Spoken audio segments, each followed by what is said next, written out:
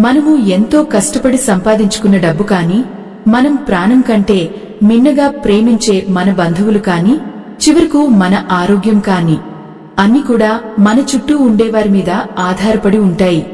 ఒక్కోసారి మన ఇంట్లో ప్రశాంతత ఉండదు, చేస్తున్న పనిలో కలిసిరాదు, నమ్ముకున్న వాళ్లే మనల్ని నట్టేటం ఉంచుతారు. అప్పుడు అనిపిస్తుంది కదా, ఛా, వీళ్లని ముందే ఎందుకు గుర్తుపట్టలేకపోయాను అని. ఒక మనిషి మనకి తారసపడినప్పుడు వాళ్లు మన మంచికే వచ్చారని మనం గుడ్డిగా నమ్మేస్తుంటాం. కాని అందరూ రామచంద్రులు కారు కదా. మన కళ్ల ముందే ఉంటూ మన గొయ్యి తవ్వేవాళ్లు ఎంతో మంది ఉంటారు. మన కష్టార్జితం అంతా ఆవిరి అయిపోతుంటే, మన ఇంట్లో నిరంతరం గొడవలు జరుగుతుంటే, మన మనశ్శాంతి కరువైతే, వీటన్నిటి వెనుక మనం ప్రాణప్రదంగా నమ్మిన వారి హస్తం ఉందేమో అని ఒక్క నిమిషం ఆగి ఆలోచించాల్సిన సమయం ఇది. ఆ భగవంతుని పూర్తి అనుగ్రహం కలగాలన్నా, ఈ రహస్యం మీ జీవితాన్ని మార్చాలన్నా వీడియోను ఎక్కడా ఆపకుండా చివరి వరకు చూడండి. ఆత్మబంధువులారా, ఈ లోకంలో మనిషి నమ్మడం అనేది ఒక గొప్ప వరం. కాని ఆ నమ్మకమే మన పతనానికి దారితీస్తే అది తీరని శాపం అవుతుంది. మన చుట్టూ ఉన్న వారిలో ఎవరి మనసులో ఏముందో తెలుసుకోవడం అసాధ్యం అని మనం అనుకుంటాం. కాని అది నిజం కాదు. మన పూర్వీకులు, ముఖ్యంగా కృష్ణ పరమాత్మ తన లీలల ద్వారా, తన బోధనల ద్వారా నమ్మకద్రోహం చేసేవారిని ఎలా గుర్తించాలో ఎప్పుడో చెప్పారు. మనం వాటిని గమనించకుండా మన స్వార్థంలోనో లేదా అమాయకత్వంలోనో కొట్టుకుపోతుంటాం. అసలు ఒక మనిషి మనల్ని మోసం చేస్తున్నాడు అని తెలియడానికి కొన్ని ప్రాథమిక లక్షణాలు ఉంటాయి. ఆ లక్షణాల గురించి తెలిస్తే మన జీవితంలో సగం సమస్యలు తగ్గిపోతాయి. మనల్ని మనం కాపాడుకోవడమే కాకుండా మన కుటుంబాన్ని కూడా మనం రక్షించుకోవచ్చు. ఈరోజు మనం చెప్పుకోబోయే విషయాలు విన్న తర్వాత మీ చుట్టూ ఉన్న వారిని మీరు కొత్త కోణంలో చూడటం మొదలు పెడతారు. మోసం చేసేవాళ్లు ఎప్పుడూ పైకి కఠినంగా ఉండరు. వారు చాలా తీయగా మాట్లాడతారు. మనల్ని పొగడ్తలతో ముంచెత్తుతారు. మనకి లేని గొప్పతనాన్ని కూడా మనకి ఆపాదిస్తూ మనల్ని ఆకాశానికి ఎత్తేస్తుంటారు. అలా ఎందుకు చేస్తారో తెలుసా? మనిషికి తన గురించి తను గొప్పగా వినడం అంటే చాలా ఇష్టం. ఆ బలహీనతనే వంచకులు పెట్టుబడిగా పెట్టుకుంటారు. మనసులో ఒకటి పెట్టుకుని పైన మరొకటి మాట్లాడే వారిని గుర్తించడం చాలా కష్టం అనిపిస్తుంది. కాని వారి మాటల్లోని అతి వినయం మనల్ని హెచ్చరించాలి. అతి వినయం ధూర్త లక్షణం అని ఊరికే అనలేదు కదా పెద్దలు. మన ఇంట్లో ఉండే వ్యక్తులు కావచ్చు, మన స్నేహితులు కావచ్చు, లేదా వ్యాపార భాగస్వాములు కావచ్చు, ఎవరైనా సరే మన ముఖం మీద పొగుడుతూ వెనుక గోతులు తీస్తుంటే వారిని ఎలా పట్టుకోవాలో మనం తెలుసుకోవాలి. దీనికి గొప్ప ఉదాహరణ మన పురాణాల్లోనే ఉంది. మహాభారత కాలంలో ధర్మరాజు వంటి మహానుభావుడే మోసపోయాడు అంటే సామాన్యులమైన మన పరిస్థితి ఏమిటి? ధర్మరాజుకి తెలియదా శకుని ఎలాంటివాడో? తెలిసినా కూడా తన మంచితనం వల్ల, తన నమ్మకం వల్ల సర్వస్వం కోల్పోయాడు. ఇక్కడ మనం నేర్చుకోవాల్సింది ఏమిటంటే, మంచితనం ఉండాలి కాని అది అమాయకత్వం కాకూడదు. మన చుట్టూ ఉన్నవారిని మనం నిశితంగా గమనించాలి. వారు ఇతరుల గురించి మన దగ్గర ఎలా మాట్లాడుతున్నారు అనేది చాలా ముఖ్యం. ఎవరైనా ఒక వ్యక్తి మీ దగ్గర కూర్చుని వేరొకరి గురించి చెడుగా చెప్తున్నాడంటే, రేపు పొద్దున మీ గురించి కూడా మరొకరి దగ్గర అలాగే మాట్లాడతాడు అని మీరు ఎందుకు గ్రహించలేకపోతున్నారు? ఇది ఒక ప్రాథమిక సూత్రం. ఎదుటివారి వ్యక్తిత్వాన్ని అంచనా వేయడానికి వారు ఇతరుల పట్ల చూపే ప్రవర్తనే కొలమానం. కృష్ణ పరమాత్మ ఏమన్నాడంటే, దుష్ట సాంగత్యం అనేది ఒక విషవృక్షం వంటిది. ఆ చెట్టు నీడన మీరు ఎంతసేపు ఉన్నా మీకు హాని తప్పదు. ఆ చెట్టు ఇచ్చే పండ్లు చేదుగా ఉంటాయి. ఆ నీడ వల్ల ప్రాణాపాయం కలుగుతుంది. అందుకే స్నేహం చేసేటప్పుడు కాని, ఒకరిని నమ్మేటప్పుడు కాని వారి గత చరిత్ర ఏమిటి, వారి ప్రవర్తన ఎలా ఉంది అనేది చూడాలి. దుర్యోధనుడికి కర్ణుడు స్నేహితుడయ్యాడు. కర్ణుడు గొప్ప వీరుడే కావచ్చు, దాత కావచ్చు, కాని అతను ఎంచుకున్న దారి తప్పు. దుష్ట సాంగత్యం వల్ల కర్ణుడు తనకున్న అన్ని విద్యలను, తన కవచ కుండలాలను, చివరకు తన ప్రాణాలను కూడా కోల్పోయాడు. ఇక్కడ దుర్యోధనుడు కర్ణుడిని నిజంగానే ప్రేమించాడా లేదా తన అవసరం కోసం వాడుకున్నాడా అని ఆలోచిస్తే ఎక్కడో ఒక చోట స్వార్థం కనిపిస్తుంది. వంచన చేసేవారిలో మొదటి లక్షణం స్వార్థం. వారు ప్రతి పనిని తమ ప్రయోజనం కోసమే చేస్తారు. మీరు బాగుంటే వాళ్ళు మీ పక్కన ఉంటారు. మీకు ఏదైనా కష్టం వచ్చిందంటే చాలు పత్తా లేకుండా పోతారు. అదే నిజమైన మిత్రుడికి, మోసగాడికి ఉన్న తేడా. మనకి అంతా బాగున్నప్పుడు చుట్టూ 100 మంది ఉంటారు. కాని మన జేబు ఖాళీ అయినప్పుడు, మనకి అనారోగ్యం చేసినప్పుడు ఎవరు మన పక్కన నిలబడతారో వారే మనవాళ్లు. మిగిలిన వారంతా కేవలం కాలక్షేపం కోసమో లేదా ఏదో ఒక లాభం ఆశించో మన దగ్గరకు చేరినవారే. ఇలాంటి వారిని మనం ఎలా పసిగట్టాలి? వారు మాట్లాడే విధానంలో కొన్ని చిన్న చిన్న మార్పులు ఉంటాయి. మనల్ని ఇతరుల నుండి విడదీయాలని చూస్తారు. మన కుటుంబ సభ్యుల మీద మనకే అనుమానం కలిగేలా చేస్తారు. చూడండి, మన ఇంట్లో గొడవలు పెట్టే వారు బయట నుండి రారు. మనతో పాటే ఉంటూ మన ఇంట్లోని గుట్టులన్నీ తెలుసుకుని మెల్లగా విషం చిమ్ముతారు. శకుని ధృతరాష్ట్రుడికి బావమరిది. అంటే ఇంట్లో మనిషే కదా. కాని అతను ఏం చేశాడు? కౌరవ వంశం మొత్తాన్ని సర్వనాశనం చేయడానికి కంకణం కట్టుకున్నాడు. ధృతరాష్ట్రుడికి తన కొడుకుల మీద ఉన్న ప్రేమను అడ్డం పెట్టుకుని, అతనికి కళ్లు లేని విషయాన్ని తనకి అనుకూలంగా మార్చుకుని పాండవుల మీద ద్వేషం పెంచేలా చేశాడు. మన చుట్టూ కూడా ఇలాంటి శకునులు ఎంతో మంది ఉంటారు. వారు మనకి మేలు చేస్తున్నట్లు నటిస్తూనే మన ఆలోచనలను తప్పు దోవ పట్టిస్తారు. మనకి ఎవరైతే మేలు కోరుతారో వారిమీద మనకి అసహ్యం కలిగేలా చేస్తారు. మన మనసుని కలుషితం చేయడం వారి మొదటి అడుగు.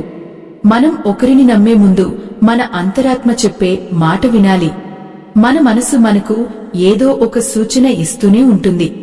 ఈ వ్యక్తితో మాట్లాడితే ఎందుకో భయం వేస్తోంది, లేదా ఈ వ్యక్తి మాటల్లో ఏదో తేడా ఉంది అని మనకి అనిపిస్తుంది. కానీ మనం ఆ సంకేతాలను పట్టించుకోము. పైపైన కనిపించే ఆడంబరాలకు, ఆ తీయని మాటలకు పడిపోతాము. మనల్ని పొగిడేవారు మన శత్రువులు, మనల్ని విమర్శించేవారు మన మిత్రులు అని ఒక సామెత ఉంది.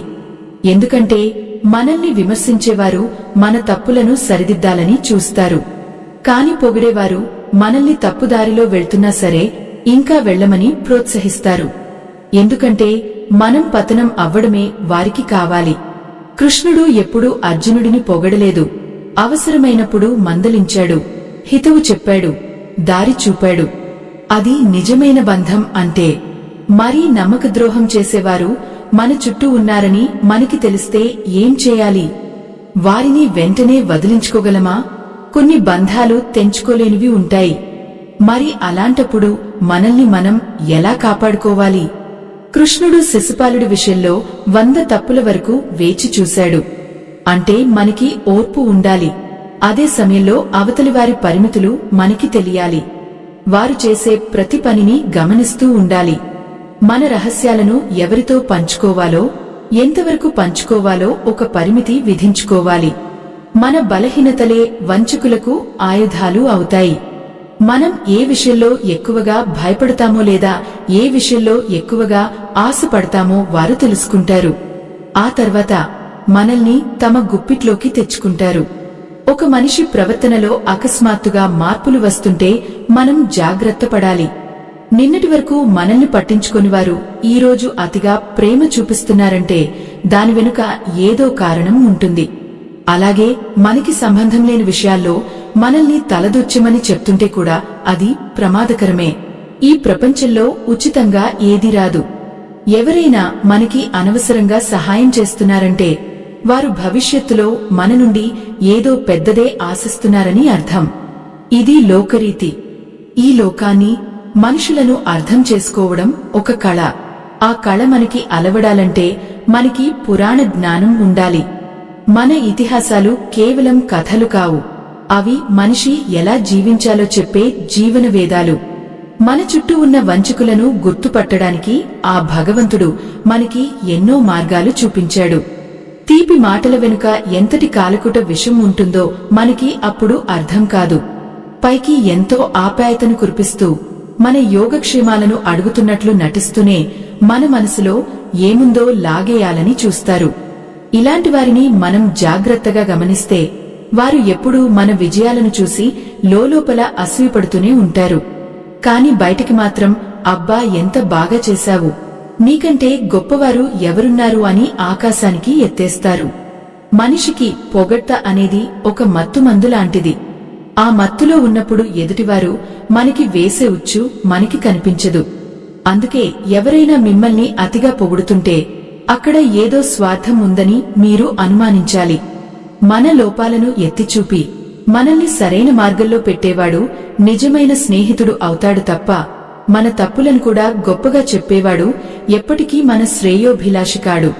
ఈ విషయంలో శకుని పాత్రను మనం ఒకసారి లోతుగా పరిశీలించాలి. శకుని కేవలం గాంధారి సోదరుడు మాత్రమే కాదు, అతను హస్తినాపురంలోనే ఉంటూ కౌరవుల నాశనానికి పునాదులు వేశాడు. దుర్యోధనుడికి పాండవుల మీద ఉన్న అసూయను గమనించి దానికి తన కుతంత్రాలను తోడు చేశాడు.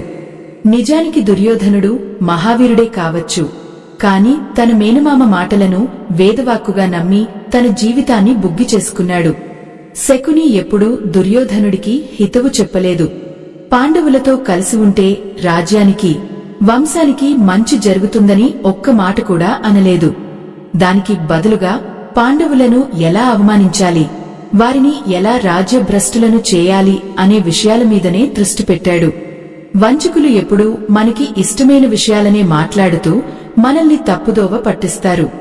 మనలోని కోపాన్ని, అసూయను పెంచి పోషిస్తారు. మన దైనందిన జీవితంలో కూడా ఇలాంటి వ్యక్తులు మనకి తారసపడుతుంటారు. మన ఇంట్లో ఉండే చిన్న చితక గొడవలను పెద్దవి చేసి చూపిస్తారు. నీ భర్త నీ మాట వినడం లేదు కదా, లేదా నీ భార్య నీకు గౌరవం ఇవ్వడం లేదు కదా అంటూ లేనిపోని అనుమానాలను మన తలలో నాటుతారు. ఒకసారి అనుమానం అనే బీజం పడితే అది వటవృక్షంలా మారి మన సంసారాన్ని చిన్నాభిన్నం చేస్తుంది. వీళ్ళు ఇలా ఎందుకు చేస్తారు అని మనం ఆలోచిస్తే అందులో వారికి వచ్చే లాభం ఏమీ ఉండదు. కాని ఇతరుల పతనాన్ని చూసి ఆనందించే వికృత మనస్తత్వం వారిది. ఇతరుల ఇళ్లలో నిప్పులు పోసి ఆ మంటల్లో చలి కాచుకునే రకం వీళ్లు. అలాంటి వారిని గుర్తుపట్టడం ఎలా అంటే, వారు ఎప్పుడూ మన గురించి కాకుండా పక్కవారి గురించి ఎక్కువగా మాట్లాడుతుంటారు. వారి మాటల్లో ఎప్పుడూ ఒక రకమైన నెగిటివిటీ ఉంటుంది. మరో ముఖ్యమైన లక్షణం ఏమిటంటే, వంచన చేసేవారు ఎప్పుడూ మన రహస్యాలను తెలుసుకోవడానికి ఎంతో ఆరాటపడతారు. మన ఇంట్లో ఎంత డబ్బు ఉంది, మనకి ఎవరెవరితో సంబంధాలు ఉన్నాయి, మన బలహీనతలు ఏమిటి అని అడిగి తెలుసుకుంటారు. ఆ తర్వాత ఆ విషయాలనే మనమీద అస్త్రాలుగా వాడుకుంటారు. అందుకే మన పెద్దలు అంటారు, ఇంటి గుట్టు లంకకు చేటు అని. మన వ్యక్తిగత విషయాలను అందరితో పంచుకోకూడదు. ముఖ్యంగా అతిగా దగ్గరయ్యే వారి దగ్గర చాలా జాగ్రత్తగా ఉండాలి. మనకి ఏదైనా కష్టం వచ్చినప్పుడు మన పక్కన ఉండి ఓదార్చినట్లు కనిపిస్తూనే మన పరిస్థితిని చూసి లోపల నవ్వుకుంటారు. ఇలాంటి వారిని కృష్ణ పరమాత్మ దుష్ట సాంగత్యం అని పిలిచాడు. మన చుట్టూ ఉన్న పరిసరాలు ఎంత స్వచ్ఛంగా ఉండాలో మన చుట్టూ ఉన్న మనుషులు కూడా అంతే నిజాయితీగా ఉండాలి. కృష్ణుడు అర్జునుడికి గీతోపదేశం చేసేటప్పుడు కూడా ఇదే విషయాన్ని నొక్కి చెప్పాడు. మన మనస్సు మనకి మిత్రుడు కావచ్చు లేదా శత్రువు కావచ్చు. అలాగే మన చుట్టూ ఉన్న మనుషులు కూడా. మనం ఎవరితో సమయాన్ని గడుపుతున్నాము అనే దానిపైనే మన భవిష్యత్తు ఆధారపడి ఉంటుంది. ఒక బొగ్గును పట్టుకుంటే మన చేతులు నల్లబడతాయి. అదే గంధపు చెక్కను తాకితే మన చేతులకు సువాసన వస్తుంది. వంచకులతో స్నేహం చేయడం అంటే బొగ్గును పట్టుకోవడమే. వారు మనల్ని కూడా వారిలాగే మార్చేస్తారు. మనం కూడా ఇతరుల గురించి చెడుగా ఆలోచించడం మొదలు పెడతాం. మనలో ఉన్న దైవత్వాన్ని చంపేసి కేవలం రాక్షసత్వాన్ని నింపుతారు. ఇదంతా ఎలా జరుగుతుందో మనకి తెలియదు. మెల్లమెల్లగా మన ఆలోచన సరళి మారిపోతుంది. వంచకులు ఎప్పుడూ కృతజ్ఞత లేని వారుగా ఉంటారు. మనం వారికి ఎంత సహాయం చేసినా, ఎన్ని ఉపకారాలు చేసినా వారు గుర్తుపెట్టుకోరు. మనకి అవసరం వచ్చినప్పుడు వారు ముఖం చాటేస్తారు. దీనికి విరుద్ధంగా వారు చేసే చిన్న పనిని కూడా గొప్పగా చెప్పుకుంటారు. నీకోసం నేను అది చేశాను, ఇది చేశాను అని పదే పదే గుర్తు చేస్తారు. అలా గుర్తు చేయడం ద్వారా మనల్ని వారి గుప్పిట్లో ఉంచుకోవాలని చూస్తారు. మనం ఏదో వారికి రుణపడి ఉన్నాము అనే భావన మనలో కలిగిస్తారు. ఇలాంటి మానసిక ఒత్తిడికి గురి చేసేవారు కూడా ప్రమాదకరమే. బంధం అనేది స్వచ్ఛంగా ఉండాలి తప్ప ఒకరిని ఒకరు నియంత్రించుకునేలా ఉండకూడదు. ఎక్కడైతే నియంత్రణ ఉంటుందో అక్కడ కపటం ఉంటుంది. మనం మరొకరిని నమ్మే ముందు ఒక చిన్న పరీక్ష చేయాలి. మనకి ఏదైనా చిన్న సమస్య వచ్చినట్లు నటించి వారి ప్రతిస్పందన గమనించాలి. నిజమైన స్నేహితుడు అయితే కంగారుపడి మనకి అండగా నిలబడతాడు. అదే వంచకుడు అయితే పైకి జాలి చూపిస్తూనే లోపల సంతోషపడతాడు. అంతేకాదు, మన పరిస్థితిని ఇతరులకు చెప్పి మనల్ని చులకన చేస్తాడు. మన కష్టాన్ని కూడా ఒక వార్తలా మార్చి ప్రచారం చేస్తారు. ఇలాంటి వారి నుండి మనల్ని మనం కాపాడుకోవాలంటే మౌనమే ఉత్తమ ఆయుధం. మన విషయాలను గోప్యంగా ఉంచుకోవడం అలవాటు చేసుకోవాలి. మనం ఎంత తక్కువగా మాట్లాడితే మనకి అంత తక్కువ సమస్యలు వస్తాయి. అనవసరమైన మాటలు అనర్థాలకు దారితీస్తాయి. మనం ఇంకో విషయం గమనించాలి. వంచకులు ఎప్పుడూ సమయాన్ని బట్టి రంగులు మారుస్తుంటారు. పవర్లో ఉన్నప్పుడు ఒకలా, పవర్ లేనప్పుడు ఒకలా ప్రవర్తిస్తారు. మనకి ఏదైనా పదవి ఉన్నప్పుడు లేదా మనం మంచి హోదాలో ఉన్నప్పుడు మన చుట్టూ తిరుగుతారు. మనకన్నా తక్కువ స్థాయిలో ఉన్న వారిని అగౌరవపరుస్తారు. అదే మనం ఇబ్బందుల్లో ఉంటే మనల్ని చూసి చూడనట్లు వెళ్లిపోతారు. ఇలాంటి అవకాశవాదులను గుర్తించడం చాలా సులభం. వారు ఇతరుల పట్ల ఎలా ప్రవర్తిస్తున్నారో చూస్తే చాలు. హోటల్లో సర్వర్తో కాని, దారిలో వెళ్లే బిచ్చగాడితో కాని, లేదా పనివారితో కాని వారు మాట్లాడే విధానం వారి సంస్కారాన్ని చెప్తుంది. ఎవరైతే తమకన్నా బలహీనంగా ఉన్నవారిని చిన్నచూపు చూస్తారో వారు ఖచ్చితంగా నమ్మకద్రోహులు అయ్యే అవకాశం ఉంది. నమ్మకద్రోహం చేసే వారిలో మరో ప్రధాన లక్షణం అబద్ధం చెప్పడం. అది చాలా చిన్న విషయం కావచ్చు, కానీ వారు ప్రతి విషయంలోనూ అబద్ధాలు చెప్తారు. వారికి అబద్ధం చెప్పడం ఒక అలవాటుగా మారిపోతుంది. ఒక అబద్ధాన్ని కప్పుపుచ్చుకోవడానికి 100 అబద్ధాలు చెప్తారు. అలాంటి వారి మాటలకు విలువ ఉండదు. మనతో ఒక మాట చెప్తారు, వేరొకరితో మరొక మాట చెప్తారు. ఈ 2 మాటల మధ్య ఉన్న వైరుధ్యాన్ని మనం పట్టుకోగలిగితే వారి అసలు రంగు బయటపడుతుంది. కృష్ణుడు ఎప్పుడూ సత్యాన్నే పలకమని చెప్పాడు. సత్యం మాట్లాడేవాడు ఎప్పుడూ భయపడడు. కాని వంచకుడు ఎప్పుడూ ఏదో ఒక భయంతో బతుకుతుంటాడు. తన అసలు స్వరూపం ఎక్కడ బయటపడుతుందో అని నిరంతరం ఆందోళన చెందుతుంటాడు. ఆందోళనను కప్పిపుచ్చుకోవడానికి మరింత అతిగా ప్రవర్తిస్తాడు. అబద్ధం చెప్పేవాడికి ప్రాణం ఉండదు. అది కేవలం ఒక ముసుగు మాత్రమే. ఆ ముసుగు వెనుక వారు చేసే కుతంత్రాలు బయటపడకుండా ఉండటానికి వారు నిరంతరం అప్రమత్తంగా ఉంటారు. ఒక మనిషి మనతో మాట్లాడుతున్నప్పుడు వారి కళ్లలోకి చూస్తే సగం సత్యం తెలిసిపోతుంది. వంచన చేసేవారు నేరుగా కళ్లలోకి చూసి మాట్లాడలేరు. ఒకవేళ చూసినా వారి చూపుల్లో ఒక రకమైన చంచలత్వం కనిపిస్తుంది. వారు చెప్పే మాటలకు, చేసే పనులకు ఎక్కడా పొంతన ఉండదు. మనం ఏదైనా గట్టిగా అడిగితే వెంటనే మాట మార్చేస్తారు లేదా కోపం ప్రదర్శించి మనల్ని భయపెట్టాలని చూస్తారు. ఇది ఒక రకమైన మానసిక తంత్రం. ఎదుటివారిని ఆత్మరక్షణలో పడేయడం ద్వారా తమ తప్పును కప్పిపుచ్చుకోవాలని చూస్తారు. నిజానికి మన చుట్టూ ఉండే వంచకులు మన బలహీనతలను చాలా త్వరగా పసిగడతారు. ఉదాహరణకు, మీకు ఎవరైనా ఒక వ్యక్తి అంటే పడదు అనుకోండి. ఆ విషయాన్ని వారు పట్టుకుంటారు. మెల్లగా మీ దగ్గరకు వచ్చి ఆ వ్యక్తి గురించి ఇంకా చెడుగా చెప్పి మీలోని ద్వేషాన్ని పెంచుతారు. ఇలా చేయడం వల్ల వారు మీకు దగ్గరవుతారు. అదే సమయంలో మీరు మరొకరికి శత్రువు అవుతారు. శకుని సరిగ్గా ఇదే చేశాడు. దుర్యోధనుడికి పాండవుల మీద ఉన్న అసూయను తనకి అనుకూలంగా మార్చుకున్నాడు.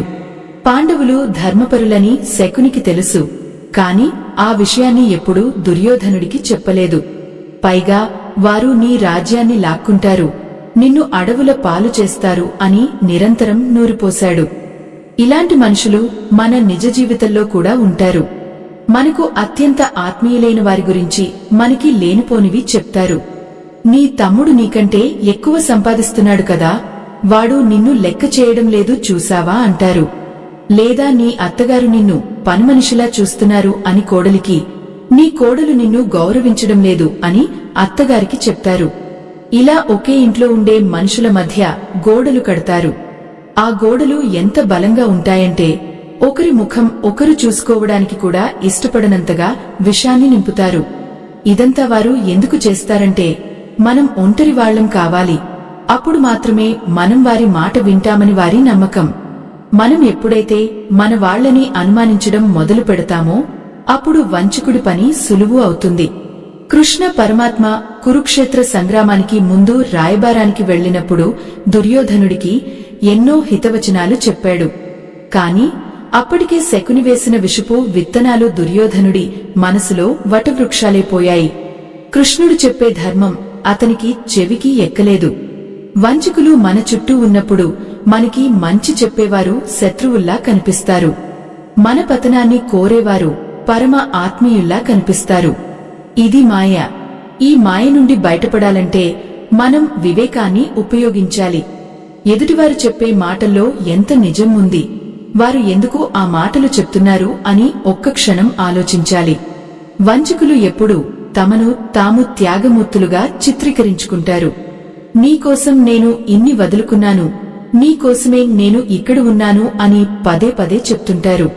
కాని నిజానికి వారు అక్కడ ఉండటం వల్ల వారికేదో ఒక లాభం చేకూరుతూ ఉంటుంది. ఆ లాభం డబ్బు రూపంలో ఉండొచ్చు లేదా అధికారం రూపంలో ఉండొచ్చు. మనకు తెలియకుండానే మన ఆస్తిపాస్తుల మీదో మనకున్న పలుకుబడి మీదో వారు కన్నేసి ఉంటారు. మనకి కష్టమొస్తే ఆదుకుంటామని చెప్పేవారు ఆ కష్టం రాకుండా చూడటంలో ఎప్పుడూ విఫలమవుతారు. ఎందుకంటే మనకి కష్టం వస్తేనే కదా వారు మనల్ని రక్షించే హీరోలుగా చలామణి అవ్వగలరు.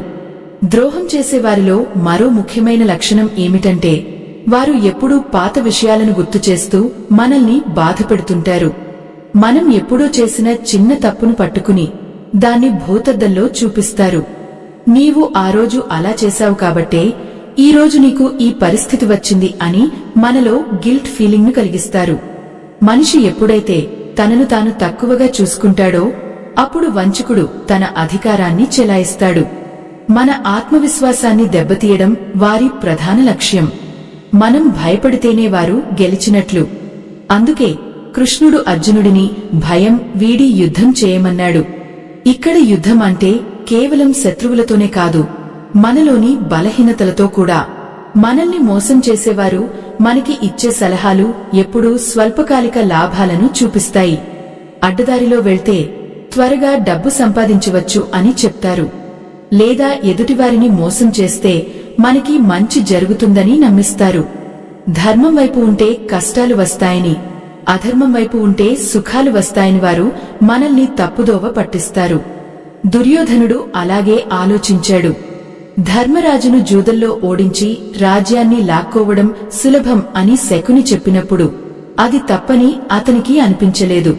ఎందుకంటే అతనికి కావాల్సింది విజయం.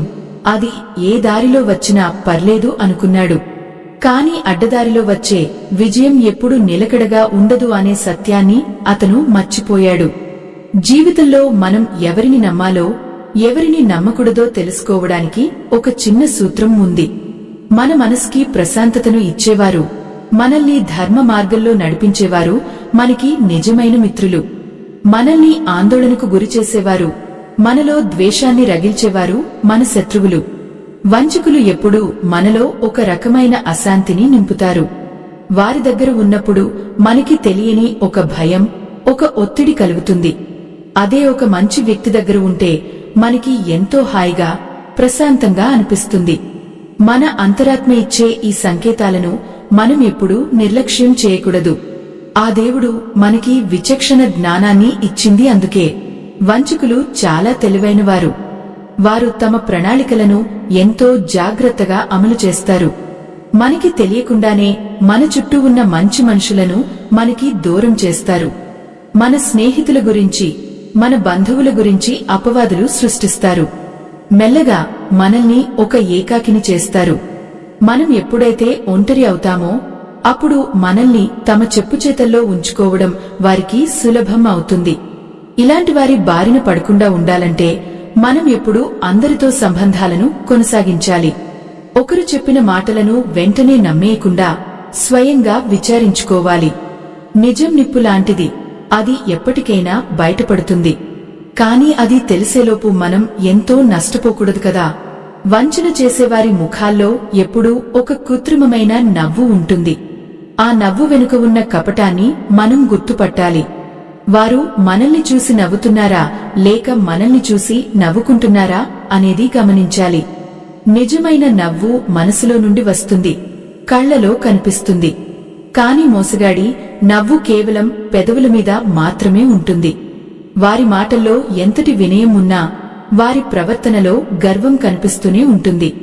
మనకంటే తామే గొప్ప అనే భావన వారిలో ఉంటుంది. మనల్ని తక్కువ చేసి మాట్లాడటం ద్వారా వారు ఆనందం పొందుతారు. ఇలాంటి వారిని మనం ఎంత త్వరగా గుర్తిస్తే అంత మంచిది. మన జీవిత ప్రయాణంలో ఇలాంటి రాళ్లు ఎన్నో ఎదురవుతుంటాయి. వాటిని దాటుకుని వెళ్లడమే విజ్ఞత. ఆ కృత్రిమమైన నవ్వు మనల్ని ఎంతో మభ్యపెడుతుంది. లోపల ద్వేషమున్నా బయటకు మాత్రం అమృతం కురిపిస్తున్నట్లు మాట్లాడుతుంటారు. ఇటువంటి వారు మన ఇంటికి వచ్చినప్పుడు మన సంతోషాన్ని చూసి ఓర్చుకోలేరు. మన పిల్లలు బాగా చదువుతున్నా, మనకి మంచి పేరు వస్తున్నా వారి కళ్లలో ఆ అసూయ సెగలు కనిపిస్తూనే ఉంటాయి. కాని వాటిని అతి జాగ్రత్తగా కప్పిపుచ్చుకుంటారు. నీ అదృష్టం బాగుంది కాబట్టి సరిపోయింది కాని, లేదంటే నీ పరిస్థితి ఏమయ్యేదో అంటూ మన కష్టాన్ని తక్కువ చేస్తారు. మన విజయాల వెనుక ఉన్న శ్రమను గుర్తించకుండా కేవలం అదృష్టం వల్లనే ఇదంతా జరిగిందని నమ్మించడానికి ప్రయత్నిస్తారు. తద్వారా మన ఆత్మవిశ్వాసాన్ని మెల్లగా దెబ్బతీస్తారు. శకుని పాండవుల వైభవాన్ని చూసి తట్టుకోలేకపోయాడు. ధర్మరాజు చేసిన రాజసూయ యాగం చూసి, ఆ సంపదను, ఆ గౌరవాన్ని చూసి శకుని గుండెల్లో మంట పుట్టింది. ఆ మంటను చల్లార్చుకోవడానికి అతను ఎంచుకున్న దారి వంచన. ధర్మరాజు మంచితనాన్ని, అతనికున్న జూద వ్యసనాన్ని ఆసరాగా చేసుకున్నాడు. ఇక్కడ మనం గమనించాల్సింది ఏమిటంటే, వంచకుడు మనలోని వ్యసనాలను లేదా బలహీనతలను పెట్టుబడిగా పెట్టుకుంటాడు. మనకి ఏదైనా చిన్న బలహీనత ఉంటే చాలు, దాన్ని పట్టుకుని మనల్ని తమ దారిలోకి తెచ్చుకుంటారు. మనం ఎక్కడ తప్పు చేస్తామా అని వారు 1000 కళ్లతో ఎదురుచూస్తూ ఉంటారు. మన చుట్టూ ఉండే ఇలాంటి వారిని గుర్తించడం ఒక ఎత్తైతే, వారి నుండి మనల్ని మనం కాపాడుకోవడం మరొక ఎత్తు. వారు మనకి ఇచ్చే సలహాలు ఎప్పుడూ మన వినాశనానికే దారితీస్తాయి. ఉదాహరణకు, ఎవరైనా మీ దగ్గరకు వచ్చి నీ దగ్గర ఉన్న డబ్బును కలానా చోట పెట్టుబడి పెట్టు, రాత్రికి రాత్రే కోటీశ్వరుడివి అయిపోతావు అని చెప్పారంటే అక్కడ ఏదో మోసం ఉందని గ్రహించాలి. కష్టపడకుండా వచ్చే ప్రతిఫలం ఎప్పుడూ నిలవదు. కాని వంచకులు మనలోని అత్యాశను రగిలిస్తారు. ఆశలో మనం కళ్ళు మూసుకుపోయి వారు చెప్పినట్లు వింటాం. తీరా అంతా పోయాక కాని మనకి నిజం బోధపడదు. అప్పటికి వారు మనకి అందనంత దూరంలో ఉంటారు. ఇలాంటి ఆర్థిక మోసాలు చేసేవారు మొదట మనకి ఎంతో నమ్మకస్తుల్లా కనిపిస్తారు.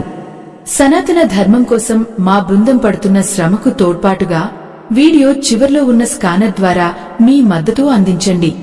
మనం ఈ ఆధ్యాత్మిక ప్రయాణంలో ముందుకు వెళ్తున్న కొద్దీ మనకి అర్థమయ్యే సత్యం ఒకటి ఉంది.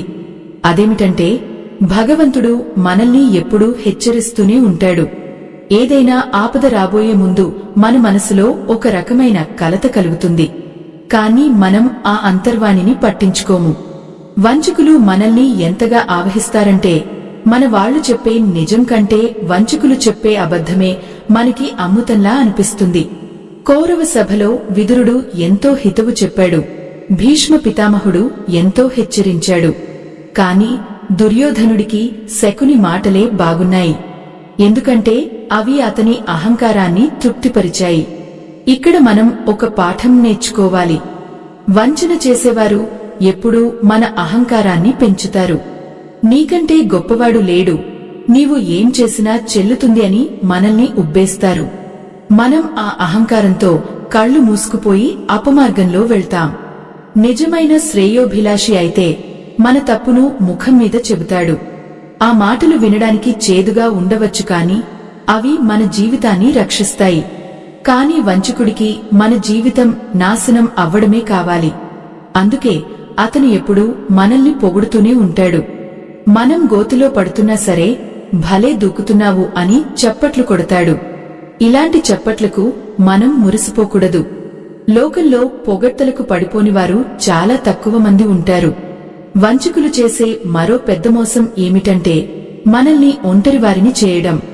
మన గురించి తప్పుడు ప్రచారం చేయడం లేదా మన వాళ్ల గురించి మనకి తప్పుడు సమాచారం ఇవ్వడం ద్వారా బంధాలను తెగ్గొడతారు. ఒక చెట్టుకి కొమ్మలు ఉన్నంత కాలం దాన్ని ఎవరూ ఏమీ చేయలేరు. కాని కొమ్మలన్నీ నరికేస్తే ఆ చెట్టుని పడగొట్టడం సులభం. మనిషి కూడా అంతే. కుటుంబం, బంధువులు, స్నేహితులు అనే కొమ్మలు ఉన్నంత కాలం మనం బలంగా ఉంటాం. వంచకుడు మెల్లగా ఆ కొమ్మలను నరికేస్తాడు. మనల్ని అందరికీ దూరం చేస్తాడు. అప్పుడు మనం పూర్తిగా అతని చెప్పుచేతల్లోకి వెళ్లిపోతాం. ఆ స్థితికి రాకముందే మనం కళ్లు తెరిచి చూడాలి. బంధాలను తెంచుకునే ముందు 10 సార్లు ఆలోచించాలి. మనం ఎవరితోనైనా స్నేహం చేసేటప్పుడు వారి వ్యక్తిత్వం ఎలాంటిదో గమనించాలి. వారు తమ తల్లిదండ్రులను ఎలా చూసుకుంటున్నారు? వారు తమకన్నా తక్కువ స్థాయిలో ఉన్న వారి పట్ల ఎలా ప్రవర్తిస్తున్నారు? వారు చిన్న చిన్న విషయాల్లో కూడా అబద్ధాలు చెప్తున్నారా? ఈ విషయాలను మనం గమనిస్తే వారి అసలు రంగు బయటపడుతుంది. ఎవరైతే తమ స్వంత తల్లిదండ్రులకు గౌరవం ఇవ్వరో వారు మనకి మాత్రం ఎలా గౌరవం ఇస్తారు?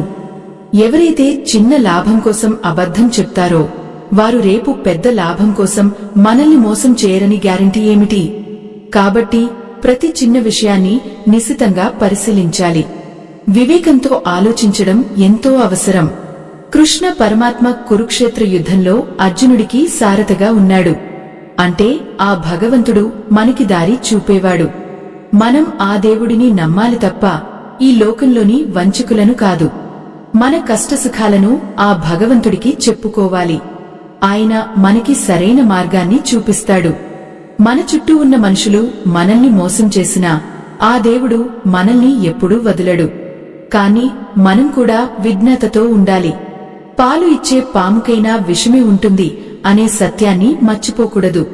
కొంతమంది మనుషులు ఎంత ప్రేమగా ఉన్నట్లు నటించినా వారి మనసులో విషం ఎప్పుడూ ఉంటుంది. ఆ విషం ఎప్పుడు బయటకు వస్తుందో మనకి తెలియదు. అందుకే అప్రమత్తత అవసరం. వంచకులు ఎప్పుడూ సమయాన్ని బట్టి వేషాలు మారుస్తుంటారు. ఒకప్పుడు మనల్ని శత్రువుగా చూసినవారు ఇప్పుడు మిత్రులుగా నటిస్తుంటే దాని వెనుక ఏదో ఒక గూఢమైన అర్థం ఉంటుంది. పాత గొడవలను మర్చిపోయామని చెప్పి మన దగ్గరకు వస్తారు. కాని ఆ గొడవలు వారి మనసులో ఇంకా పచ్చిగానే ఉంటాయి. సమయం దొరికినప్పుడు పాత కక్షలను తీర్చుకుంటారు. అందుకే శత్రువుతో స్నేహం చేసేటప్పుడు 1000 కళ్లతో ఉండాలి. వంచకుడు మన ఇంట్లోకి రాగానే మొదట చేసే పని మన విశ్వాసాన్ని చూరగొనడం. ఆ తర్వాతే తన అసలు ఆట మొదలు పెడతాడు. మనం గుడ్డిగా నమ్మే ప్రతి విషయం మనకి ఒక గుణపాఠం అవుతుంది. ఆ గుణపాఠం నేర్చుకునేసరికి కాలం మించిపోకూడదు. వంచన చేసేవారు ఇతరుల బలహీనతలను తమకు అనుకూలంగా మార్చుకోవడంలో సిద్ధహస్తులు. మనలో ఎప్పుడైనా అసూయ కాని కోపం కాని ఉంటే వాటిని వారు మరింతగా పెంచుతారు. ఒక వ్యక్తి మీద మనకి చిన్నపాటి విముఖత ఉంటే దాన్ని పెద్ద గొడవగా మారుస్తారు. ఇలా చేయడం వల్ల వారు మనకి ఎంతో దగ్గరైనట్లు భావిస్తాం. కాని నిజానికి వారు మనల్ని ఒక మానసిక కారాగారంలో బంధిస్తున్నారు.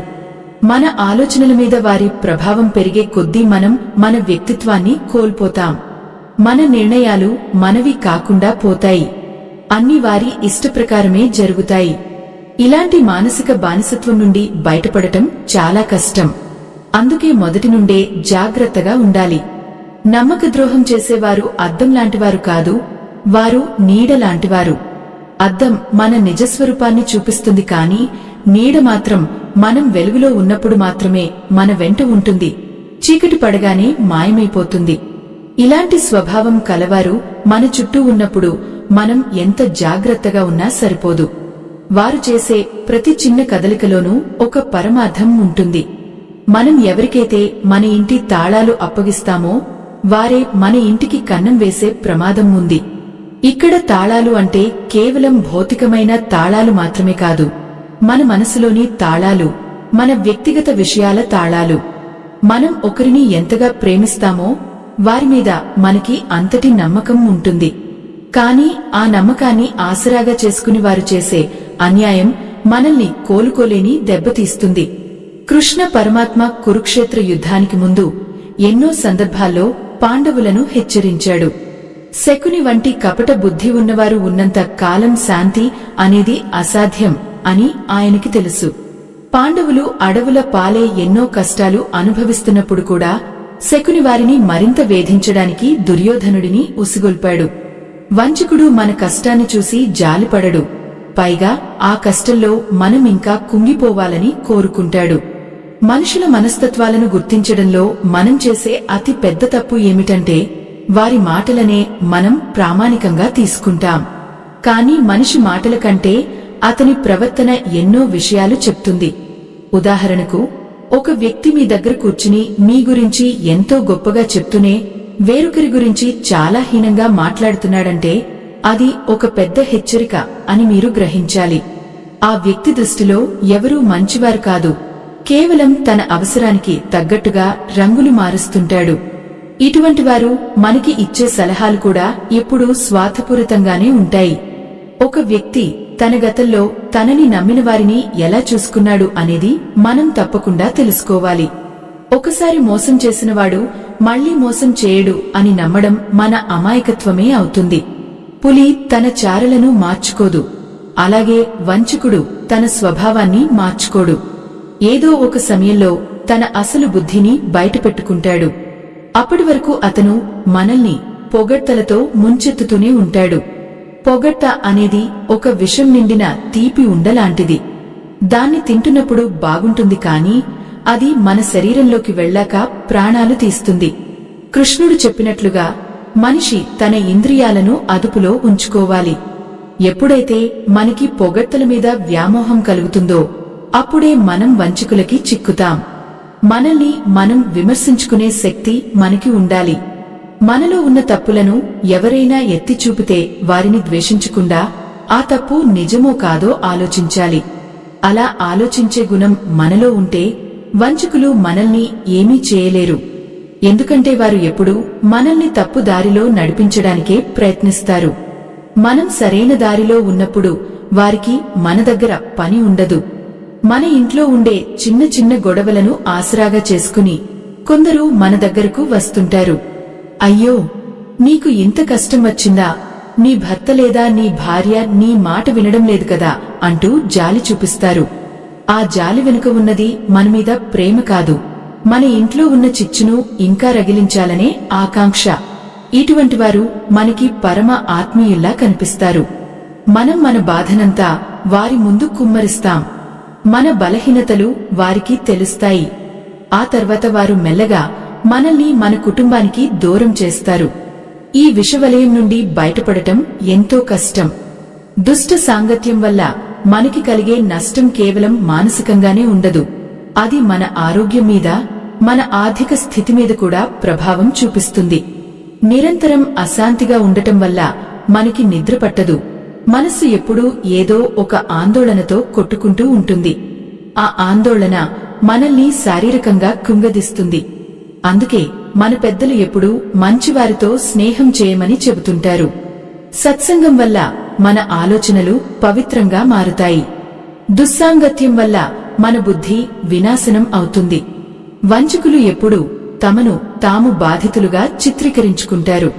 లోకం అంతా నాకే అన్యాయం చేసింది, నీవు ఒక్కడివే నన్ను అర్థం చేసుకున్నావు అంటూ మనకి ఎమోషనల్ బ్లాక్ మెయిల్ చేస్తారు.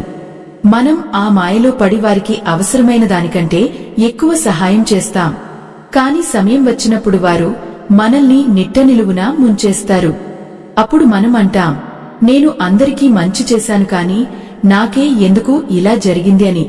ఇక్కడ తప్పు ఆ భగవంతుడిది కాదు, మన విచక్షణ జ్ఞానాన్ని మనం ఉపయోగించకపోవడమే అసలు తప్పు. మనం ఈ సమాజంలో బతుకుతున్నప్పుడు 1000 కళ్లతో ఉండాలి.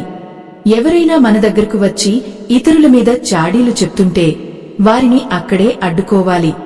అది మన వ్యక్తిత్వానికి నిదర్శనం. చాడీలు వినడం కూడా పాపమే. మనం ఎంతగా చాడీలు వింటామో అంతగా మన మనసు కలుషితం అవుతుంది. వంచకులు ఎప్పుడూ ఇతరుల పరువు తీయడానికి సిద్ధంగా ఉంటారు. దానికి మనం కూడా తోడైతే వారి పాపంలో మనకి కూడా భాగం ఉంటుంది.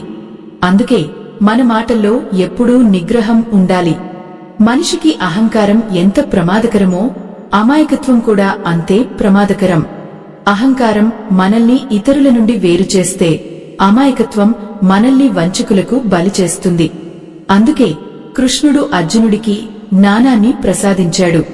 జ్ఞానం అంటే పుస్తకాల్లో ఉండేది కాదు, మనుషులను అర్థం చేసుకోవడం, ఏది ధర్మమో ఏది అధర్మమో తెలుసుకోవడం.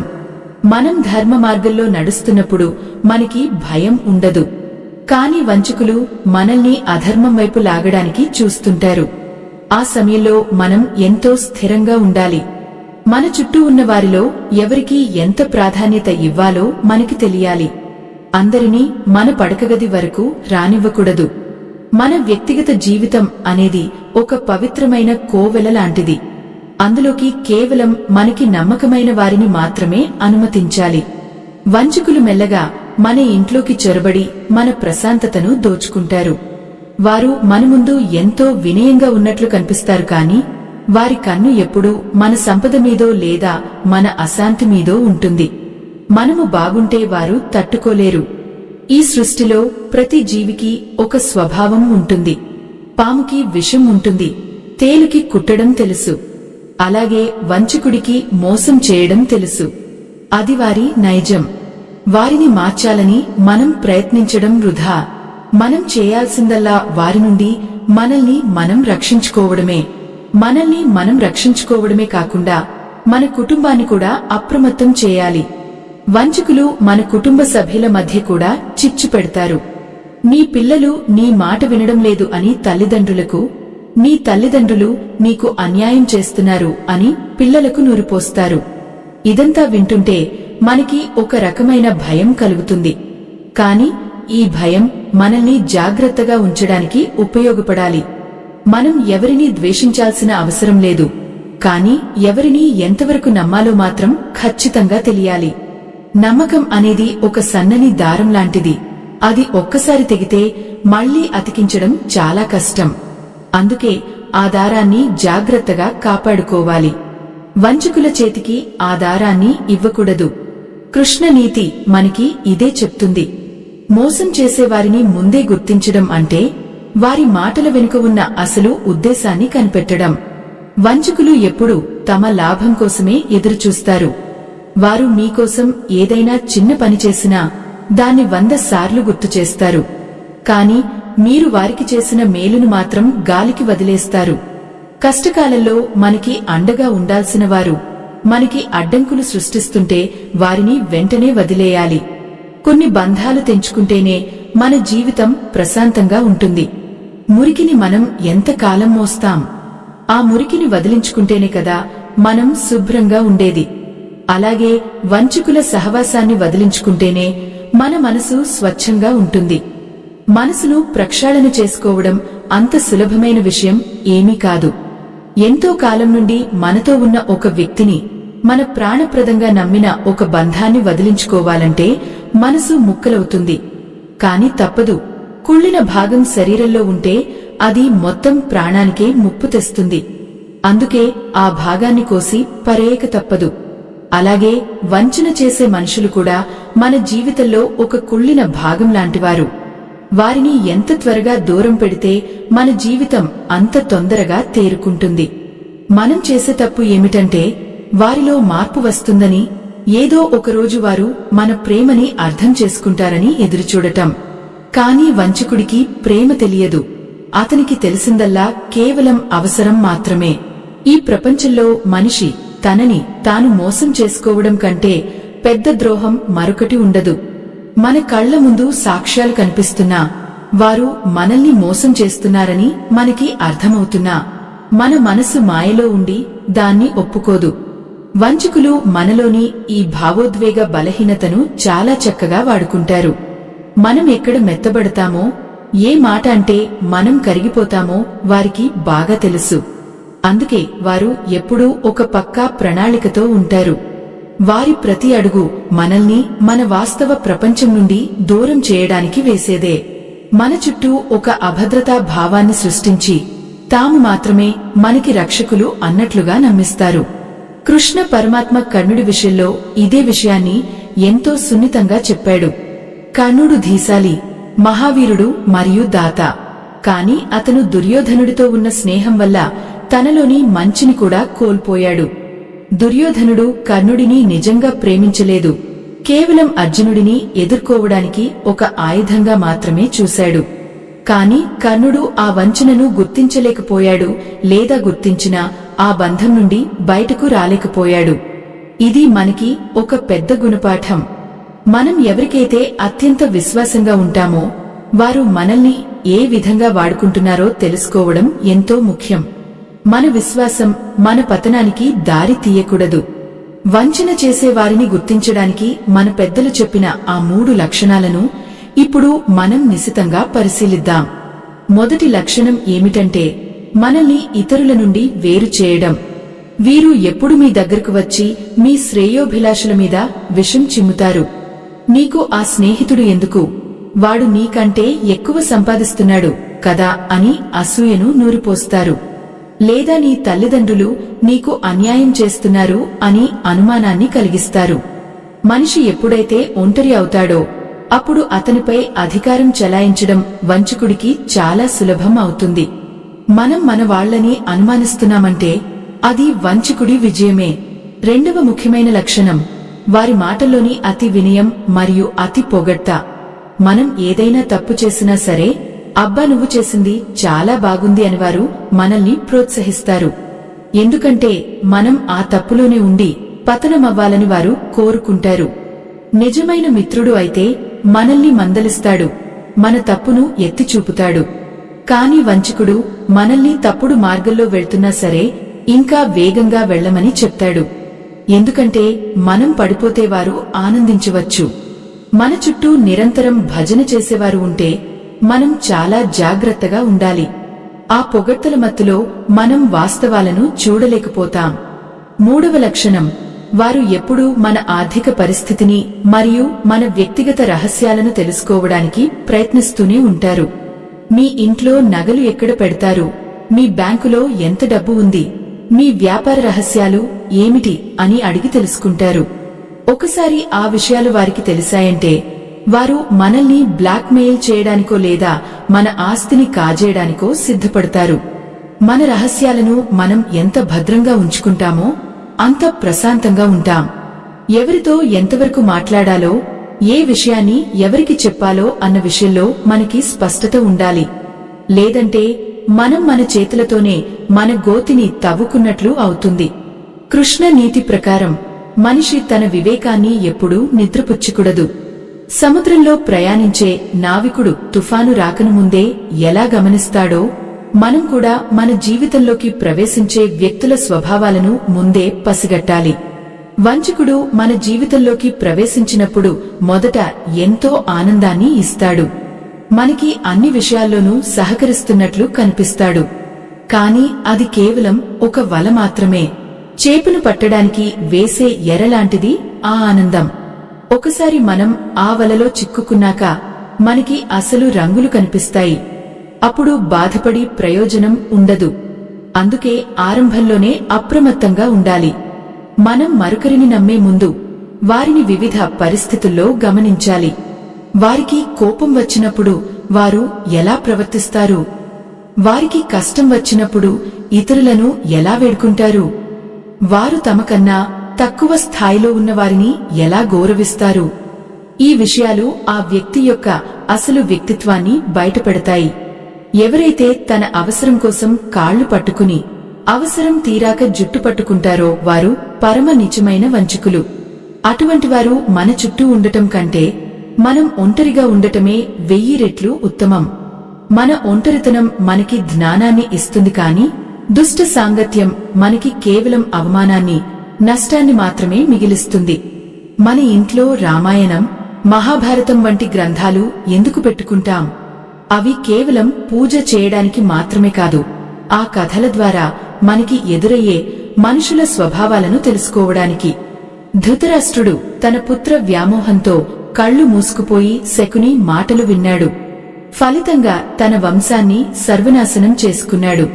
మన జీవితాల్లో కూడా మనం ఇలాంటి వ్యామోహాలకు లోనవుతుంటాం. ఎవరో వచ్చి మనకి లేనిపోని ఆశలు చూపిస్తే మన ప్రాణం కంటే మిన్నగా నమ్మే వాళ్లని కూడా దూరం చేసుకుంటాం. మన మనసుకి ఉన్న ఈ బలహీనతే వంచకుడికి అతి పెద్ద ఆయుధం. మనం ఎప్పుడూ ఒక విషయం గుర్తుపెట్టుకోవాలి, వంచన చేసేవాడు ఎప్పుడూ మనకి దూరపు మనిషి అయి ఉండడు. మనకి అత్యంత దగ్గరగా ఉండేవారే మనల్ని మోసం చేసే అవకాశం ఎక్కువగా ఉంటుంది. ఎందుకంటే వారికి మన బలహీనతలు తెలుసు, మన ఆలోచనలు తెలుసు. బయటి వ్యక్తి మనల్ని మోసం చేయాలంటే ఎంతో సమయం పడుతుంది. కాని ఇంట్లో మనిషి లేదా ప్రాణ స్నేహితుడు అనుకునేవాడు చిటికెలో మనల్ని ముంచేయగలడు. అందుకే నమ్మకం అనేది అందరి మీద ఉండకూడదు. నమ్మకం అనేది ఒక అమూల్యమైన రత్నం లాంటిది. దాన్ని కేవలం అర్హత ఉన్న వారికి మాత్రమే ఇవ్వాలి. మన చుట్టూ ఉన్న వ్యక్తుల ప్రవర్తనలో మార్పులను గమనిస్తూ ఉండటం వల్ల మనం చాలా ఆపదల నుండి తప్పించుకోవచ్చు. వారు మనకి ఇచ్చే సలహాలు మనకి లాభాన్ని చేకూరుస్తున్నాయా లేక మనల్ని ఇబ్బందుల్లోకి నెడుతున్నాయా అని విశ్లేషించుకోవాలి. వంచకుడు ఎప్పుడూ తన స్వార్థాన్ని మన మేలు అన్నట్లుగా రంగులు అద్ది చెప్తాడు. ఆ రంగులను తుడిచి చూస్తేనే మనకి అసలు నిజం కనిపిస్తుంది. ఇది మన నిత్య జీవితంలో మనం ఎదుర్కొనే అతిపెద్ద యుద్ధం. ఈ యుద్ధంలో మనం గెలవాలంటే మనకి సహనం మరియు వివేకం రెండూ ఉండాలి. ఏ ఒక్కటి తక్కువైనా మనం ఓడిపోయే ప్రమాదం ఉంది. భగవంతుడు మనకి బుద్ధిని ఇచ్చాడు. ఆ బుద్ధిని ఉపయోగించి ఏది మంచో ఏది చెడో తెలుసుకోవాలి. మన చుట్టూ ఉన్న వంచకులను మనం గుర్తించలేకపోతున్నాము అంటే అది మన బుద్ధి మాంద్యం అవుతుంది. కృష్ణుడు అర్జునుడికి చెప్పినట్లుగా మన కర్తవ్యాన్ని మనం నిర్వహించాలి. మన కర్తవ్యం మనల్ని మనం కాపాడుకోవడం మరియు మనమీద ఆధారపడిన వారిని రక్షించుకోవడం. వంచకులకు మన జీవితంలో చోటు ఇస్తే మనం మన కర్తవ్యాన్ని విస్మరించినట్లే. అందుకే నిర్మోహమాటంగా అటువంటి వారిని మన జీవితం నుండి వెలివేయాలి. అది ఎంతటి కఠినమైన నిర్ణయమైనా సరే మన భవిష్యత్తు కోసం ఆ నిర్ణయం తీసుకోవాల్సిందే. నిజమే కదా? ఒక మనిషిని మన జీవితం నుండి దూరం పెట్టడం అంటే అది మన శరీరంలో ఒక భాగాన్ని కోల్పోయినంత బాధగా ఉంటుంది. కాని ఆ బాధ కన్నా మన ఆత్మగౌరవం, మన ప్రశాంతత ముఖ్యం. వంచకులు మనల్ని వదిలి వెళ్లేటప్పుడు కూడా ఊరికే వెళ్లరు. వారు మనమీద మరిన్ని నిందలు వేస్తారు. లోకానికి మనమే చెడ్డవాళ్లము అన్నట్లుగా చూపిస్తారు. నీకోసమే నేను ఇన్నాళ్లు ఉన్నాను, కాని నువ్వు నన్ను ఇలా అర్థం చేసుకున్నావా అంటూ నీలో అపరాధ భావాన్ని కలిగిస్తారు. ఈ అపరాధ భావం మనిషిని లోలోపల కాల్చేస్తుంది. ఆ సమయంలోనే మనం ఎంతో ధైర్యంగా ఉండాలి. మనకి తెలుసు మనం ఏం చేస్తున్నామో, మన మనస్సాక్షికి తెలుసు మనం ఎవరిని ఎందుకు దూరం పెడుతున్నామో. వంచకుడికి ఉన్న మరో శక్తివంతమైన ఆయుధం సానుభూతి. వారు ఎప్పుడూ తమ కష్టాలనే ఏకరువు పెడుతుంటారు. ఆ కష్టాలను చూసి మనం జాలిపడతాం. ఆ జాలిని వారు పెట్టుబడిగా మార్చుకుంటారు. మనం ఎంత సహాయం చేసినా వారికి తృప్తి ఉండదు. ఇంకా కావాలి, ఇంకా కావాలి అని అడుగుతూనే ఉంటారు. ఒక్కసారి మనం లేదు అని చెప్తే అప్పటి వరకు మనం చేసిన 100 ఉపకారాలను మర్చిపోయి ఆ ఒక్క నిరాకరణనే పట్టుకుని మనల్ని నిందిస్తారు. ఇటువంటి కృతజ్ఞత లేని మనస్తత్వం ఉన్నవారు మనకి బంధువులేనా, స్నేహితులైన వారితో ఎంత దూరం ఉంటే అంత మంచిది. శకుని ధృతరాష్ట్రుడికి ప్రతి క్షణం నీకోసమే నేను ఉన్నాను అని నమ్మించాడు. గాంధారి పట్ల ఉన్న ప్రేమతోనే హస్తినకు వచ్చాను అన్నాడు. కాని అతని నిజమైన ఉద్దేశం కౌరవ వంశాన్ని సమూలంగా నాశనం చేయడం. వంచకులు ఎప్పుడూ ఒక పెద్ద ముసుగు ధరించి ఉంటారు. ఆ ముసుగు వెనుక ఉన్న అసలు రూపం మనకి కనిపించదు. కృష్ణ పరమాత్మ శకుని ఆంతర్యాన్ని ఎప్పుడో గ్రహించాడు. అందుకే ఆయన ఎప్పుడూ పాండవులను హెచ్చరిస్తూ ఉండేవారు. మనం కూడా మన చుట్టూ ఉన్న వ్యక్తుల మాటల వెనుక ఉన్న నిగూఢార్థాలను గమనించాలి. వారు చెప్పేది ఒకటి, చేసేది మరొకటి అయినప్పుడు అక్కడ మోసం ఉందని ఇట్టే తెలిసిపోతుంది. చూడమ్మా, మన జీవితంలో ఎదగాలి అంటే మంచి మనుషుల తోడ్పాటు ఎంతో అవసరం. కాని వంచకులు మన ఎదుగుదలకు అడ్డంకులు సృష్టిస్తారు. మనం ఏదైనా కొత్త పని మొదలు పెడితే అది సాధ్యం కాదు అని నిరుత్సాహపరుస్తారు. ఆ పని చేయడం వల్ల మనకి నష్టాలు వస్తాయని భయపెడతారు. ఎందుకంటే మనం ఎదిగితే వారు మనమీద అధికారం చలాయించలేరు. మనం బలహీనంగా ఉన్నప్పుడే వారు మనల్ని నియంత్రించగలరు. అందుకే వారు ఎప్పుడూ మనల్ని ఒక రకమైన అయోమయంలో ఉంచుతారు. మన నిర్ణయాలు మనవి కాకుండా వారి మీద ఆధారపడేలా చేస్తారు. కృష్ణుడు అర్జునుడికి సారథిగా ఉండి యుద్ధం చేయించాడు. అంటే మన జీవిత రథానికి మనమే సారథి కావాలి తప్ప వేరే ఎవరికో ఆ పగ్గాలను ఇవ్వకూడదు. ముఖ్యంగా అతిగా దగ్గరయ్యే వారి విషయంలో చాలా జాగ్రత్తగా ఉండాలి.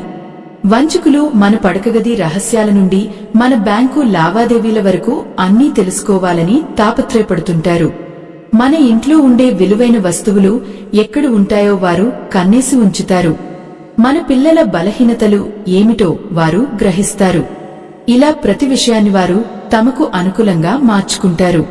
వంచన చేసేవారిలో మనకి కనిపించే మరొక ముఖ్యమైన లక్షణం ఏమిటంటే వారు ఎప్పుడూ ఇతరుల తప్పులనే వెతుకుతుంటారు. తన తప్పును ఎప్పుడూ ఒప్పుకోరు. ఎదుటివారిని నిందించడం ద్వారా తాము గొప్పవారమని నిరూపించుకోవాలని చూస్తారు. మన సంభాషణల్లో కూడా వారు ఇతరుల వ్యక్తిత్వాన్ని హేళన చేస్తూ మాట్లాడుతుంటారు. ఎవరైతే ఇతరులను కించపరుస్తూ మాట్లాడుతారో వారు మనల్ని కూడా ఎప్పుడో ఒకప్పుడు అలాగే చేస్తారు. ఈ ప్రాథమిక సూత్రాన్ని మనం మర్చిపోకూడదు. మాట అనేది ఒక పదునైన కత్తిలాంటిది. దాన్ని వంచకులు ఎంతో నేర్పుగా వాడుతుంటారు. మనకి రాబోయే ఆపదలను భగవంతుడు మనకి కలల ద్వారా లేదా మన మనసులోని అలజడి ద్వారా ముందే చెప్తాడు. ఎప్పుడైనా మీకు ఒక వ్యక్తితో ఉన్నప్పుడు అసౌకర్యంగా అనిపిస్తే ఆ వ్యక్తిని వెంటనే అనుమానించండి. మన శరీరం ఇచ్చే సంకేతాలు ఎప్పుడూ తప్పు కావు. ఒక వంచకుడు మీ పక్కన ఉన్నప్పుడు మీలోని సానుకూల శక్తి తగ్గిపోతుంది. మీరు ఎంతో అలసటగా నిస్సత్తువగా అనిపిస్తారు. ఎందుకంటే వారు మనలోని శక్తిని పీల్చేస్తారు. మనల్ని మానసికంగా ఖాళీ చేసేస్తారు. అటువంటి వారు మనకి పరమ శత్రువుల కంటే ప్రమాదకరం. శత్రువు ఎదురుగా వస్తాడు, కాని వంచకుడు వెనుక నుండి పొడుస్తాడు. మనం ఒకరిని ప్రేమిస్తున్నాము అంటే వారిలో ఉన్న చెడును కూడా అంగీకరించాలి అని కొందరు చెప్తారు. కాని వంచన అనేది చెడు కాదు, అది ఒక స్వభావం. ఆ స్వభావాన్ని మనం మార్చలేము. పాముకి పాలు పోసినా అది విషమే కక్కుతుంది. అలాగే వంచకుడికి ఎంత మేలు చేసినా వాడు మోసమే చేస్తాడు. ఇది లోక సత్యం. ఈ సత్యాన్ని ఎంత త్వరగా గ్రహిస్తే మనకి అంత మంచిది. మన పిల్లలకు కూడా మనం ఇదే నేర్పించాలి. ఎవరితో స్నేహం చేయాలి, ఎవరికి మన ఇంట్లోకి ఆహ్వానించాలి అనే విషయంలో వారికి స్పష్టత ఇవ్వాలి. కృష్ణ నీతిలో మరొక గొప్ప విషయం ఉంది. ఎవరైతే మన పతనాన్ని కోరుకుంటారో వారితో మనం మౌనంగా యుద్ధం చేయాలి. అంటే వారితో గొడవ పడకుండానే వారి నుండి మెల్లగా తప్పుకోవాలి. వారి మాటలకు ప్రాముఖ్యత ఇవ్వడం మానేయాలి. వారు అడిగే ప్రశ్నలకు క్లుప్తంగా సమాధానం చెప్పాలి. మన వ్యక్తిగత విషయాలను వారితో పంచుకోవడం పూర్తిగా ఆపేయాలి. ఇలా చేయడం వల్ల వారు మనల్ని వంచించే అవకాశం కోల్పోతారు. వంచకుడికి సమాచారం అనేది ఒక ఆయుధం. ఆ సమాచారాన్ని మనం ఇవ్వకపోతే వాడు నిరాయుధుడు అవుతాడు. నమ్మకద్రోహం చేసేవారు ఎప్పుడూ మన విజయాలను తమ ఖాతాలో వేసుకోవాలని చూస్తారు. నువ్వు గెలిచావంటే దానికి కారణం నేను ఇచ్చిన సలహానే అని చెప్పుకుంటారు. అదే మనం ఓడిపోతే నేను ముందే చెప్పాను కదా వినలేదు అని మనల్ని ఇంకాస్త కుంగదీస్తారు. ఇలా ప్రతి పరిస్థితిని తమకి అనుకూలంగా మార్చుకోవడంలో వారు మేటి. మన చుట్టూ ఉండే ఇలాంటి మేధావులను మనం గుర్తించలేకపోతే మన జీవితం ఒక ప్రయోగశాలగా మారిపోతుంది. మన అనుభవాలను వారు తమ స్వార్థానికి వాడుకుంటారు.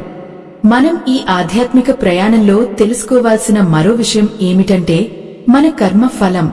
మనమేదో పాపం చేశాం కాబట్టే మనకి ఇలాంటివారు తారసపడ్డారు అని మనం కుంగిపోకూడదు. నిజానికి అటువంటివారు మన జీవితంలోకి రావడం వల్ల మనకి ఒక గొప్ప పాఠం దొరుకుతుంది. మనుషులను ఎలా చదవాలి, ఎవరిని ఎలా దూరం పెట్టాలి అనేది మనం నేర్చుకుంటాం. ఈ పాఠం మనకి ఏ పుస్తకం నేర్పించలేదు. మన అనుభవమే మనకి గురువు. వంచకుడు మనకి ఒక చేదు అనుభవాన్ని మిగిల్చినా అది మనల్ని భవిష్యత్తులో మరింత బలంగా మారుస్తుంది. కృష్ణుడు కౌరవ సభకు వెళ్లినప్పుడు దుర్యోధనుడు ఇచ్చిన విందును తిరస్కరించి విదురుడి ఇంటికి వెళ్లాడు. ఎందుకంటే దుర్యోధనుడి విందులో అహంకారం, కపటం ఉన్నాయి. విదురుడి ఇంట్లో ప్రేమ, భక్తి ఉన్నాయి. మనం కూడా ఎవరి దగ్గరకు వెళ్లాలి, ఎవరితో భోజనం చేయాలి అనే విషయంలో కృష్ణుడిని ఆదర్శంగా తీసుకోవాలి. మన గౌరవాన్ని తక్కువ చేసే చోట, మనల్ని వంచించే మనుషులు ఉన్న చోట మనం ఒక్క క్షణం కూడా ఉండకూడదు. మన ఆత్మగౌరవమే మనకి అసలైన ఆస్తి. దాన్ని ఎవరికోసం తాకట్టు పెట్టకూడదు. వంచన చేసేవారు ఎప్పుడూ ఒక రకమైన గందరగోళాన్ని సృష్టిస్తారు. వారి మాటల్లో స్పష్టత ఉండదు. అడిగిన దానికి నేరుగా సమాధానం చెప్పకుండా చుట్టూ తిప్పి మాట్లాడుతారు. ఇదంతా ఎందుకంటే వారి అబద్ధాలు ఎక్కడ బయటపడతాయో అన్న భయం. ఈ భయాన్నే మనం గమనించాలి. ఒక సత్యవంతుడు ఎప్పుడూ సూటిగా మాట్లాడుతాడు. అతని కళ్లలో ధైర్యం కనిపిస్తుంది. కాని వంచకుడి చూపుల్లో ఒక రకమైన అభద్రత ఉంటుంది. ఆ చూపులను మనం పట్టుకోగలిగితే వారి మనసులోని విషం మనకి అర్థమవుతుంది. మనం ఈ రోజుల్లో ఎంతో మందిని చూస్తున్నాం. ఆస్తి కోసం సొంత తమ్ముడినే మోసం చేసే అన్నలు, డబ్బు కోసం స్నేహితుడినే ముంచేసే వ్యక్తులు. ఇదంతా కలికాలం మహిమ అని మనం సరిపెట్టుకోకూడదు. ఏ కాలంలోనైనా ధర్మం అనేది ఒకటి ఉంటుంది. ఆ ధర్మాన్ని మనం కాపాడుకోవాలి. మనల్ని మనం రక్షించుకోవడం కూడా ఒక ధర్మమే. వంచకులకు బలి అవ్వడం ధర్మం అనిపించుకోదు. అందుకే మన చుట్టూ ఉన్న వారిని ఎప్పుడూ పరిశీలిస్తూ ఉండాలి. వారి ప్రవర్తనలో మార్పులు కనిపిస్తే వెంటనే అప్రమత్తం అవ్వాలి. నమ్మకద్రోహం అనే గాయం నుండి మనిషి తేరుకోవడానికి ఎంతో సమయం పడుతుంది. అది మన శరీరానికి తగిలిన దెబ్బ కాదు, మన ఆత్మకు తగిలిన లోతైన ఘాటు. అటువంటి సమయంలో మనం కృంగిపోకూడదు. కృష్ణ పరమాత్మ అర్జునుడికి చెప్పినట్లుగా కొన్ని యుద్ధాలు మనల్ని మనం రక్షించుకోవడానికి చేయక తప్పదు. ఆ యుద్ధం బయట వ్యక్తులతో కాదు, మనలోని మమకారంతో.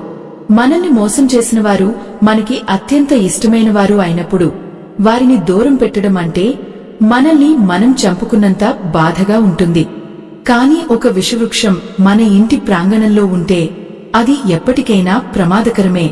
ఆ చెట్టును కొట్టివేయడం ఇంటి ప్రశాంతతకు ఎంతో అవసరం. మన చుట్టూ ఉన్న వంచకులను గుర్తించిన తర్వాత కూడా వారితోనే ఉండటం అంటే మన పతనాన్ని మనం ఆహ్వానించడమే. మహాభారత సంగ్రామంలో కర్ణుడు పడిపోయినప్పుడు కృష్ణుడు అతనికి ఒక గొప్ప సత్యాన్ని గుర్తుచేశాడు. కర్ణా, నువ్వు మహావీరుడివి, గొప్ప దాతవు, కాని నువ్వు చేరిన చోటు తప్పు అని చెప్పాడు. దుష్ట సాంగత్యం వల్ల ఒక పుణ్యాత్ముడు కూడా పాపాత్ముడిగా మారిపోతాడు. కర్ణుడు దుర్యోధనుడికి ఉన్న విశ్వాసం వల్ల తన ధర్మాన్ని విస్మరించాడు. మన జీవితంలో కూడా మనకి సహాయం చేసిన వారు వంచకులు అని తెలిసినప్పుడు వారి పట్ల ఉన్న కృతజ్ఞత మనల్ని కట్టేస్తుంది. కాని ధర్మం కంటే ఏదీ గొప్పది కాదు. మోసం చేసేవాడు ఏ రూపంలో ఉన్నా వాడు మన శత్రువే. శకుని వేసిన పాచికలు హస్తినాపుర వైభవాన్ని ఎలా కాల్చి బూడిద చేశాయో మన చుట్టూ ఉండే వంచకుల కుతంత్రాలు మన కుటుంబాన్ని అలాగే నాశనం చేస్తాయి.